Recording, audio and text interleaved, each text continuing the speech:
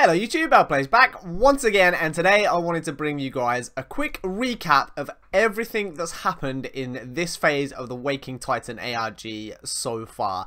A lot has been going on, and a lot of my videos have been very specific about particular clues or particular things that have happened on a particular day. So today I thought I'd take the chance to just go back and do a full summary of everything that's happened for anyone that might be lost or might be missing some bits of information. Now, all of this kicked off again this time, the new phase of Waking Titan, when WakingTitan.com was updated with a 10th glyph that was activated, and also a phrase, and that phrase was, "What is 1.5?" So that was the first sort of real bit of information, the real clue that kicked it all off again this time around. Now, most of us currently believe that what is 1.5 refers to the next update for No Man's Sky being 1.5, so it appears that it's going to skip 1.4, but it's key to remember that at the moment that's not actually confirmed. That seems to be the consensus, the popular view, but there's nothing that actually says for sure that 1.5 refers to the update rather than it could be a date, you know, the 1st of May or something like that.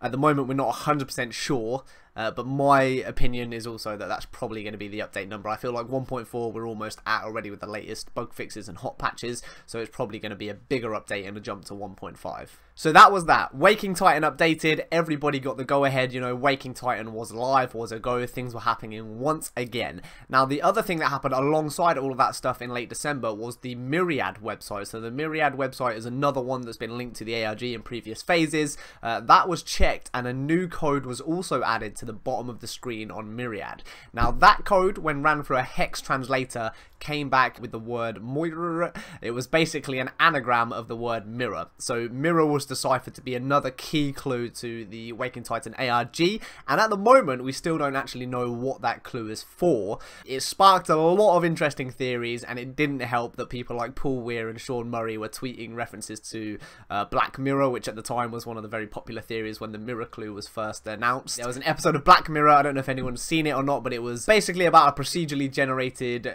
virtual reality game that was very similar to No Man's Sky, and Charlie Brooker has since said that he did take inspiration from No Man's Sky for that episode, which is kind of cool. But loads of people thought maybe that episode was a clue and Mirror was referencing that episode. I don't think that's the case, but obviously Sean Murray tweeting about the episode didn't help that speculation, and we still don't actually know. I mean, it could possibly be, probably not, but we don't actually know what that mirror clue is for at the moment. So far we've got WakingTitan.com being updated, 1.5 as being a big clue, possibly the update number, possibly a date or something else completely. We've got mirror as a new clue. Now, after all that had happened, it kind of went quiet for a while. People were trying to figure out, was Mirror some key to unlocking things, but it seemed like nothing was going to happen until we got the Atlas V4 passes that were being shipped. Now, for anyone who hasn't been a part of the previous ARG phases or has forgotten, the Atlas V4 passes are physical, like credit card sized cards. I'll put a picture up for you to see, but they were basically made up as part of the ARG, and we were told that 10,000 people that had taken part in the ARG would receive one as a sort of reward and potentially a new clue to the next part of the ARG. So those have now been shipped. People in Canada have started to receive them. Other countries will be getting them pretty soon. But yeah, that was the next big thing. The Atlas V4 passes started arriving. Now, on the Atlas V4 passes, the ones that did arrive, people decoded a little code that was written along the side of them, and that also translated through Hex, and it turned out to be another keyword, and that word was Phoenix. Now, we're going to talk about the word Phoenix a little bit more at the end of the video, but for now, just know that's another clue. So we've got what is 1.5, we've got mirror, and we've got the word Phoenix, which has come from the Atlas V4 pass. Those are clues that have all been unlocked so far up until this point. So, what's happened after that? The passes are still being shipped. Some people in Canada have got them. Where are we now? Well, yesterday the Waking Titan website updated once again. So if you're not keeping an eye on that website, please do that if you want to stay ahead of all this stuff happening, because that's normally where things happen. That's where updates seem to hit first for the most part. But the status command again changed on WakingTitan.com, and this time it changed to downloading data. So that was the code that came back when you typed in status, and then that later started to update with a phone number. It started coming piece by piece. We got the 1-8 first, and then it became a 1-800 number, and then eventually the full number was revealed after a little while of us watching it. And that phone number was obviously the the next clue. Now we called that phone number, and if you call that phone number you get a very horrible screeching beeping sound that was super ridiculously loud. So if you're going to call that, I think I mentioned this in a previous video, but if you do want to call that to check, presuming it's still going, please turn your volume down because it will deafen you. But that phone number gave us that horrible screeching sound. Now when that screeching sound was run through an SSTV converter, which is an online tool, it's a bit of software essentially, you run it through that tool and it translates audio cues into images. So the sound waves feeding into that SSTV tool actually came back with a full image, a full picture that was found. Now that picture is also on screen at the moment. So on that picture, there's obviously a load of locations. It looks like a rain weather report type thing. So there's locations, millimeter measurements, and the word precipitation. So it looks like a rain report for all of those locations. Now, that was actually taken, and a lot of work was done to rearrange that and reorder it and get us the codes. And those codes that have come back from that turned out to be Cafe Bene 19 Sat. So that was the location of one of the previous live drops that happened in an older phase of Waking Titan, and that was in New York City. There was a place called Cafe Bene where people went to, and more physical information, PDFs, that kind of stuff was dropped before. So obviously that was the location for the live drop. It didn't give us very long to get there because of course the code being 19 Sat meant that it was on Saturday at 7 PM, so people had to frantically go, and we had Chris. Now Chris volunteered to go ahead. He was live streaming it. Well, he was live streaming to say that he was going to go there. He was on his way, and unfortunately on his way there, him and his girlfriend were in a car accident. So somebody hit them in the back of the car, rear-ended the car, and obviously that stopped them getting there. Now during all of this happening, there were some funny updates on the WakingTitan.com statuses. One of them was "It's lonely out here," so we had somebody from Allison Smith presumably sitting there waiting, one of the organisers waiting for Chris to turn up. Obviously he was delayed, so they were saying, you know, it's cold, they're lonely. And another one was "Knock Knock," and then after that, of course, once the crash had happened and people found out, that's when they gave us the time extension to say we had an extra 2 hours and 30 minutes. So after all this had happened, we've got the live drop location, but Chris couldn't get there on time, so we're frantically trying to get someone else to go, and then another person in the No Man's Sky Waking Titan community volunteered to go, and that was Courage99. So he made it there on time. He got to the live drop location. It was real. There were organisers there waiting for him to give him more information and the next part and the next clue. So that takes us up to where we are today with the last piece of information that we've got in this phase so far, and it looks like it's going to be quite a long phase once again.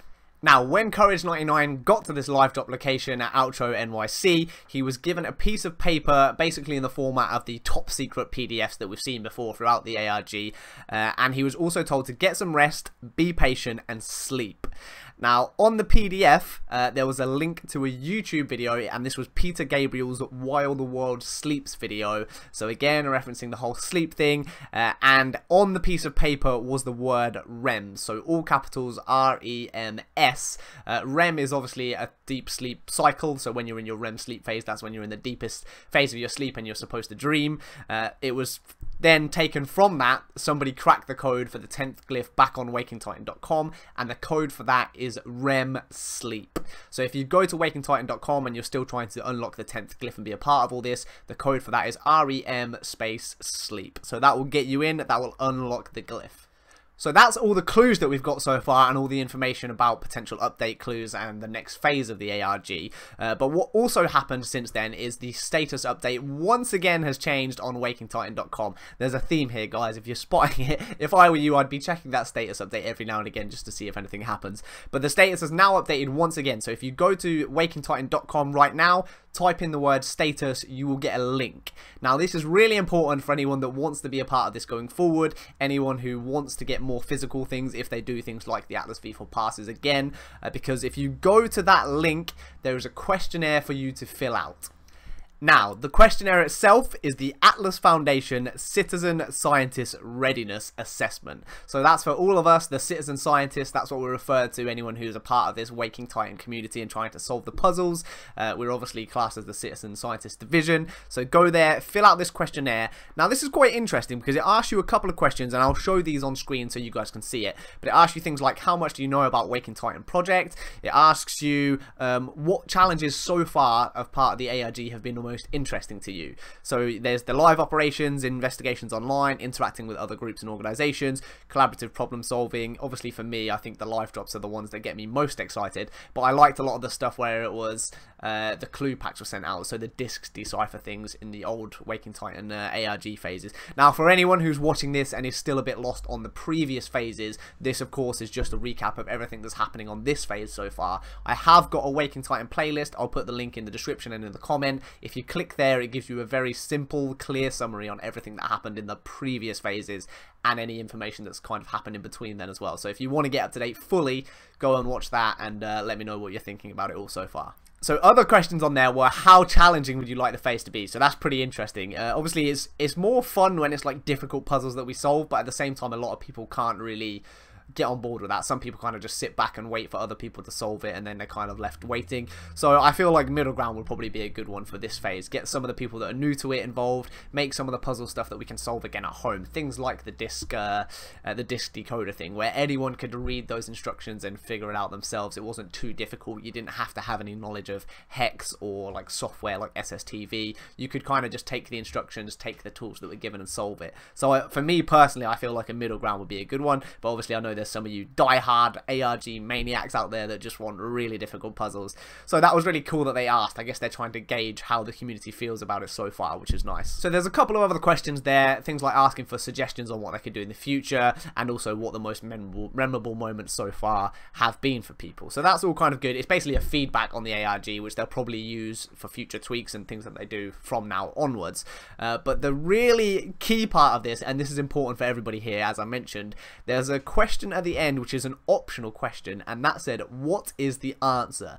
Now this is actually a little secret clue code that unlocks something really cool. So if you type into this the word REM sleep, so REM all capitals and then the word sleep with a capital S in exactly that format, or just REMS, the word REMS from the PDF, so REMS all in capitals. If you type either of those two things in, this actually unlocks another secret question. Now the secret question there asks you for your email address, and it says that that's your chance to get a hold of some of the leftover lab materials. So that's really cool. It sounds like there might be maybe some spare leftover V4 passes, maybe some other documents, things like that, physical things that they might potentially mail out to us in the post like they have with the V4 passes. Now I know a lot of you on my V4 pass video were asking, how do I get one? How do I get this stuff? Well, sign up to the CSD forum for the first instance, and also make sure you go and do this if you want a chance to get some of this physical stuff that's been a part of the ARG. I'm guessing it's going to be just some of the leftover materials that they've had